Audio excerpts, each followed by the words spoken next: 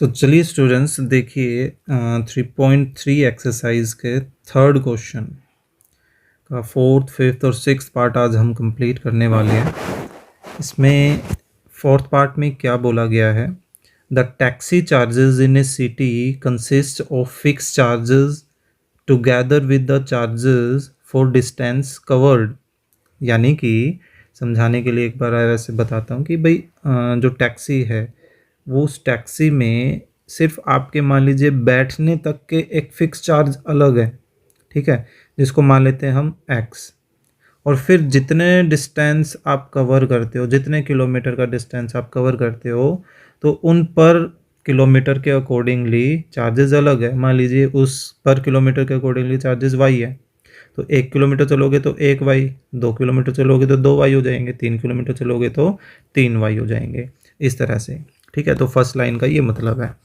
अब ये कहता है कि for a distance of 10 kilometre, 10 kilometre के लिए उसने कितने रुपए पे किए, 105 रुपये पे किए।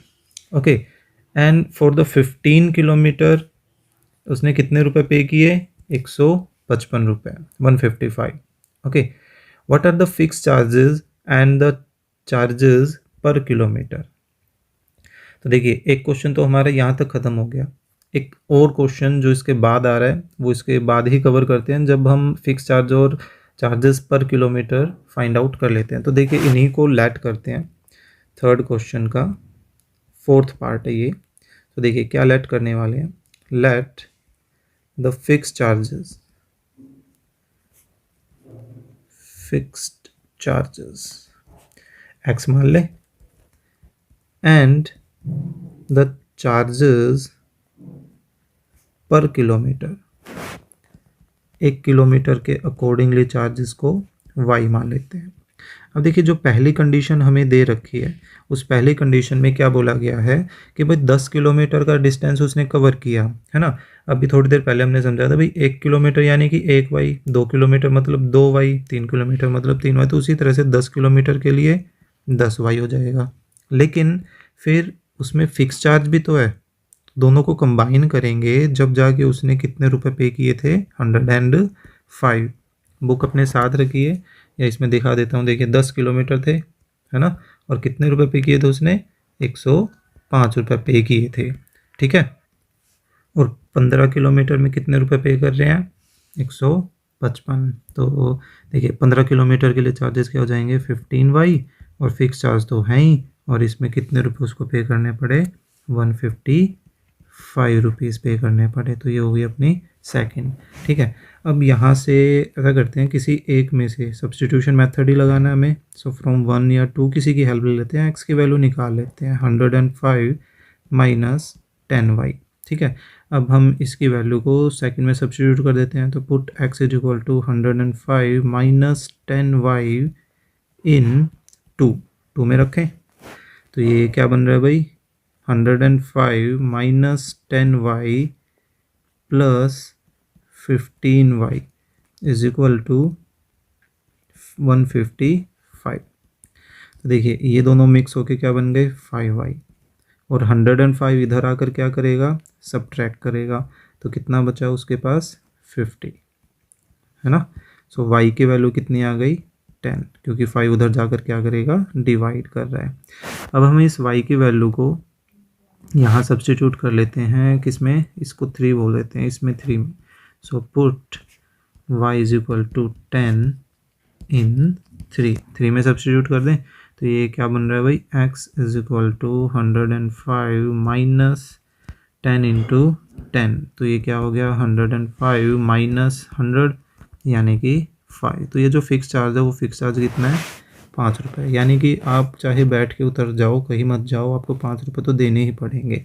तो आप उसी के अकॉर्डिंगली आंसर करेंगे जिस वे में क्वेश्चन स्टार्ट किया था या बताना होता है। देयरफॉर द फिक्स्ड चार्जेस किसके इक्वल है, ₹5, and the charges per kilometre, है ना, चार्जेस पर किलोमीटर, पर किलोमीटर के अकॉर्डिंगली चार्जेस कितने हैं, 10। ओके, अब इस क्वेश्चन में आगे पूछा गया है, how much does a person have to pay for travelling a distance of, कितना डिस्टेंस, 25 किलोमीटर। तो अब 25 किलोमीटर के लिए उसको कितने चार्ज देने पड़ेंगे, तो हम उसी स्ट्रक्चर की हेल्प लेंगे जैसे ये स्ट्रक्चर हमने तैयार किए थे, ठीक है। So therefore now charges for 25 kilometre क्या हो जाएंगे, देखिए fix charge plus 25 kilometre multiply पर किलोमीटर के चार्जेस, है ना। तो 5 प्लस ये कितना हो गया 250, तो फाइनल आंसर कितने आ गए अपने 255। ओके, तो ये था आपका फोर्थ पार्ट। तो चलिए फिफ्थ पार्ट ट्राई करते हैं अब। क्या है, if fraction becomes 9/11 if 2 is added to both the numerator and denominator. चलिए next, if 3 is added to both the numerator and denominator it becomes 5/6. So find the fraction। अब fraction बताने के लिए हमें फ्रैक्शन के न्यूमरेटर और denominator को कुछ लेट करना पड़ेगा, है ना। तो चलिए उसी से स्टार्टिंग करते हैं।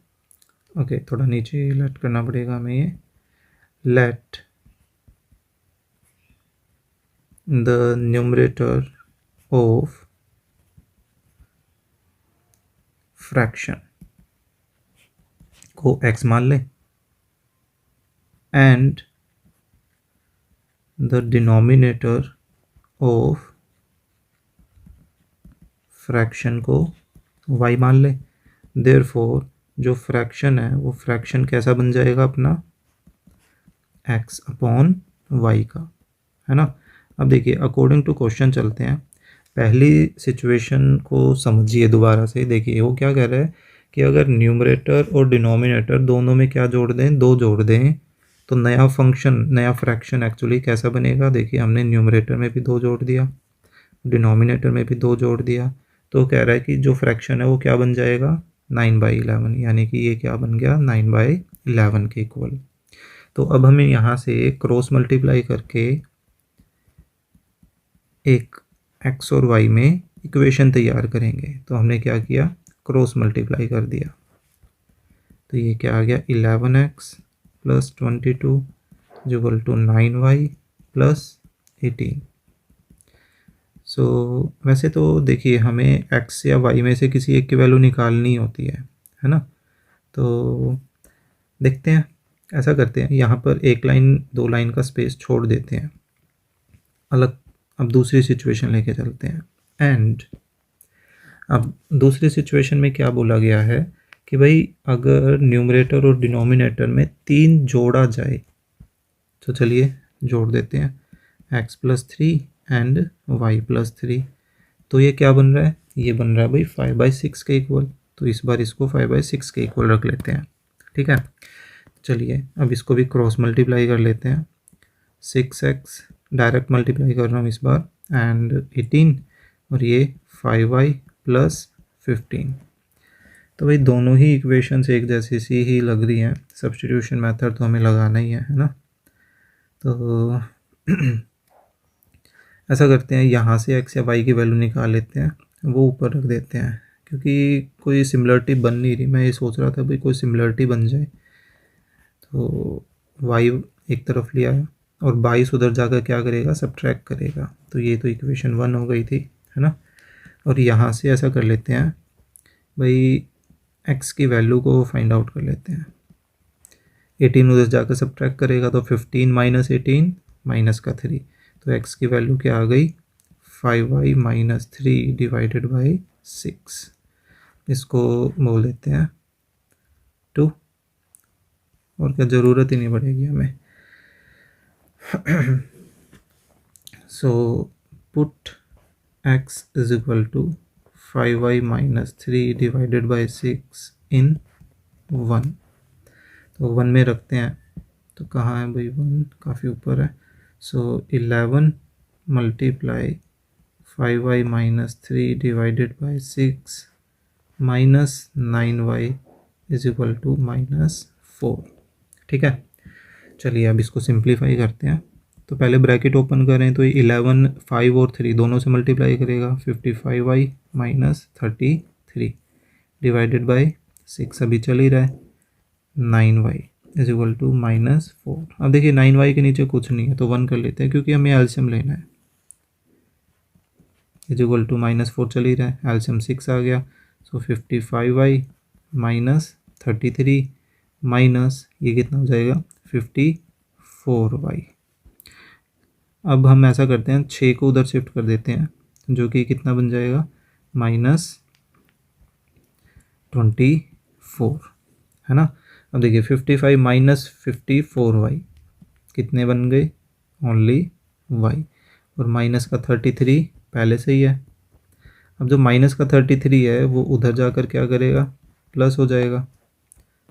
सो हमारे पास y की वैल्यू कितनी आ रही है 9 आ गई है ना। सो ये 9 की वैल्यू अब हम 2 में ही सब्स्टिट्यूट कर लें, यहीं कर लेते हैं वरना बार बार ऊपर करना पड़ेगा। तो put y is equal to 9 in 2। So x किसके इक्वल आ जाएगा 5 मल्टीप्लाई 9 माइनस 3/6 यानी कि 45 माइनस 3/6 यानी 42/6 जो कि एक्चुअल में कितना बन जाएगा 7। तो x की वैल्यू कितनी आ रही है 7 और y की वैल्यू 9। अब x हमने किसको मान रखा था न्यूमरेटर को है ना, और y किसको मान रखा था डिनोमिनेटर को। तो देयरफॉर लेकिन हमें तो आंसर फ्रैक्शन बताना था, भी फ्रैक्शन क्या बनेगा। तो फ्रैक्शन बन गया हमारा 7/9 के इक्वल। ठीक है, तो ये था आपका पार्ट 5 जिसमें हमें फ्रैक्शन फाइंड आउट करना था। ओके, सो चलिए लास्ट पार्ट और करते हैं इस एक्सरसाइज का ही। क्या है देखिए 5 ईयर्स है वो, ये एज से रिलेटेड पाएगा है ना। तो ऐसी कंडीशन में सबसे पहले क्या मानना चाहिए करंट एज लेट करनी चाहिए। तो किसकी माननी है उस पर उसको देखते हैं। तो ये क्या कह रहा है भाई 5 ईयर हैंस, हैंस से मान लीजिए नहीं समझ में आ रहा है तो आपको बता रखा है कि वाजवर है तो यानी कि पास्ट की बात है, और विल सेल है तो यानी कि फ्यूचर की बात है। उसको आगे देख लो, देखो विल है यानी कि फ्यूचर की बात कर रहा है कि जैकोब की जो एज है वो हो जाएगी, क्या हो जाएगी 3 गुना हो जाएगी। किससे हिज सन से, उसके बेटे से। तो ऑब्वियस सी बात है हमें इन्हीं की जो प्रेजेंट एजेस है देखिए वही फाइंड आउट भी करनी है ना। तो हम उसी को लेट कर लेते हैं। चलिए सबसे पहले यहाँ पर जैकोब है, हाँ। So let the present age of Jacob x मान ले x years and the present age of son, इसकी एज को y years मान लेते हैं। ठीक है, अब देखिए हमें 5 ईयर हैंड्स पर काम करना था 5 साल बाद के, तो इसकी एक अलग हेडिंग बना लेते हैं 5 ईयर्स हैंड्स। ठीक है, तो इसके अंडर अब जैकोब की कितनी एज हो जाएगी, जैकोब्स एज, जैकोब्स एज 5 साल बाद इसकी एज कितनी हो जाएगी x प्लस 5 ईयर्स है ना। और सन्स एज कितनी हो जाएगी, ये हो जाएगी y प्लस 5 ईयर्स। ठीक है, अब देखिए हमें 5 साल बाद की इनकी एजेस तो पता चल गई। अब इसी हेडिंग के अंदर ही इनकी जो नई एजेस हैं उनके बीच में क्या रिलेशन है, उनके बीच में रिलेशन देखिए क्या कर रहा है एज ऑफ जैकोब। तो चलिए आपको समझाने के लिए ऐसे ही लिख लेते हैं age of Jacob will be. तो आपको बता रखा है is am are was were will shall ये किस चीज़ को रिप्रेजेंट करते हैं इक्वल के साइन को है ना। फिर क्या कह रहा है 3 टाइम्स, तो 3 टाइम क्या होता है 3 मल्टीप्लाई किसके मल्टीप्लाई दैट ऑफ मतलब एज की बात कर रहा है, दैट ऑफ हिज सन कि उसके बच्चे की एज। सो एज ऑफ सन। तो देखिए अब इसमें वैल्यूज़ रखें, एज ऑफ जैकोब कितनी है x plus 5, 3 multiply age of son y plus 5, है ना। तो अब इनको ओपन कर लें, x plus 5 is equal to 3y plus 15। तो ऐसा करते हैं क्योंकि हमें सब्सटीट्यूशन मेथड तो लगाना ही है, तो हम 5 को उधर ही शिफ्ट कर लेते हैं, यानी कि हमने डायरेक्टली x की वैल्यू निकाल ली। इसको 1 बोल देते हैं, ठीक है। चलिए अब नेक्स्ट पर काम करते हैं। फिर कह रहा है 5 ईयर्स अगो, यानी कि पास्ट की बात कर रहा है। इससे भी पहचान कर सकते हो आप, ठीक है। तो यानी अब हम पहले एक बार 5 ईयर्स एगो पहले इनकी एज बना लेते हैं। सो जैकोब्स एज क्या हो जाएगी, 5 साल पहले, आज की डेट में उसकी एज है x, तो 5 साल पहले कितनी हो जाएगी -5 ना। अपनी एज से कंपेयर करके देख लिया करो भाई, तुम 5 साल पीछे कितने साल के होगे, तो तुम्हें प्लस करना पड़ेगा या माइनस करना पड़ेगा। इस तरीके से नॉर्मली बच्चों को इसमें दिक्कत आती है, ठीक है। तो अब यहाँ पर अकॉर्डिंग टू क्वेश्चन में कैसे कंडीशंस बनेंगी वो चीज़ हम देखेंगे। तो देखिए क्या है, जैकोब्स एज, लो लिख लेते हैं, जैकोब्स एज। फिर क्या है, वाज, यानी कि इक्वल का साइन, 7 टाइम्स, यानी कि 7 गुना, that of his son, that of his son का मतलब है एज ऑफ सन या सन्स एज, कुछ भी लिख सकते हैं। तो जैकोब्स की एज कितनी है, x माइनस 5 और 7 टाइम ऑफ इसकी y माइनस 5, है ना। तो अब इनको सिंप्लीफाई कर लें, तो x minus 5 is equal to 7y minus 5, sorry 5 बन गया ये 35, है ना। तो अब ऐसा करते हैं, देखिए फ्रॉम 1 से उसकी वैल्यू हम उठा के यहाँ पे सब्सटीट्यूट ही कर देते हैं, या पहले आप 5 को शिफ्ट करना चाहे तो शिफ्ट कर लो, मर्जी है। माइनस का 5 उधर जाकर प्लस का होगा, जो कि क्या बन जाएगा माइनस का 30, ठीक है। तो ऐसा करते हैं, put x is equal to 3y plus 10, कहाँ से, फ्रॉम 1 से, इन किस में रखने वाले हैं, इन 2 में। तो देखिए 1 से x की वैल्यू जो है वो हम यहाँ रिप्लेस करने वाले हैं, जो कि क्या है 3y प्लस 10, है ना। और इसकी राइट साइड कैसी है, 7y माइनस 30 के इक्वल है, ठीक है। इस बार बाई चांस दोनों ही इक्वेशंस x की फॉर्म में निकल गई थी, तो ऐसा कुछ भी नहीं है।